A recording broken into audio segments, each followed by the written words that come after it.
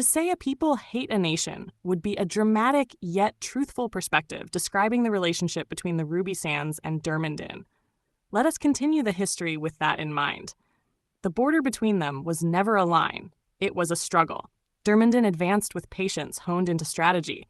Outposts appeared where none had stood. Roads carved paths through contested land. Patrols became raids, and raids became campaigns. The Ruby Sands answered, yet the desert itself made certainty impossible.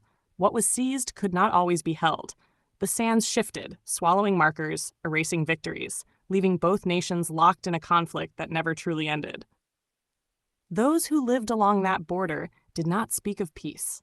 They spoke of survival. While tension stretched across the open desert, something older than either nation stirred deep within the world's bones. From the heart of the great plateau known as the Wall, a sound emerged, first distant, then undeniable. Stone cracking, stone shaping, not destruction, but design. The dwarves did not come across the sands. They came through the wall. Tunneling from within the ancient rock, they carved their way outward until the plateau itself opened to reveal not a camp, but a city. They built into the wall. Stone became pillars. Pillars became halls. Entire faces of the plateau were transformed. Arches, gates, terraces, vast openings that led into a civilization hidden within the rock itself. They named it Galvisgrade. It was untouched by wind, unbowed by desert. It stood as permanence incarnate in a land that refused stability. Trade followed, and with it came respect. Dwarven craftsmanship reshaped possibility, steel that did not bend, fortifications that did not fall, and engineering that turned even the harshest terrain into utility. Where the surface kingdoms struggled for dominion, Galvisgrade endured, and above that enduring stone, a different power began to take shape. In the early years after the turning of the age, around 4 AC, a figure appeared, unclaimed, unknown, and unforgettable. A sorcerer. He walked without escort, without herald, and yet gained audience with the rulers of Satakas, the 8th kingdom of the Ruby Sands. He did not come to negotiate. He did not come to serve. He came to deliver. Before the first king of Satakas, he laid a weapon into his hands. Not offered, not displayed, given. The blade of Satakus. It shone with a light not of the sun, nor of fire, nor of the desert moon. Its edge sang of ancient design, of knowledge older than kingdoms, and of authority that did not ask for permission. Those who beheld it swore they felt the weight of inevitability. And its creator, the sorcerer, was no mere messenger. He was a force of reckoning, a mind that shaped destinies with the ease of drawing breath.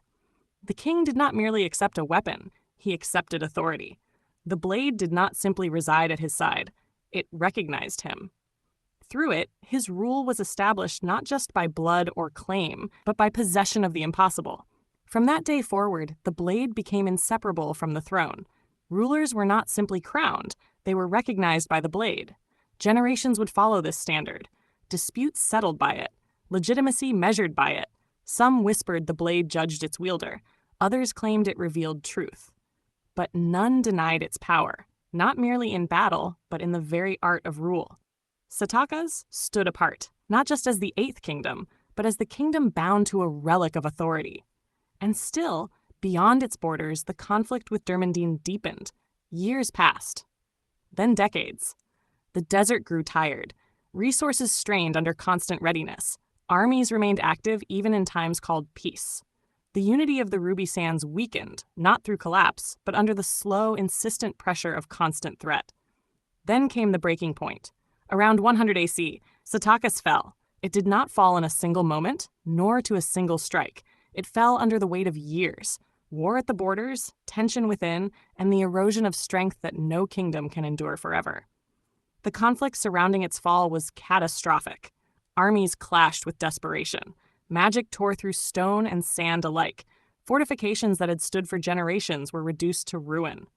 The blade of Satakus was last seen in that chaos.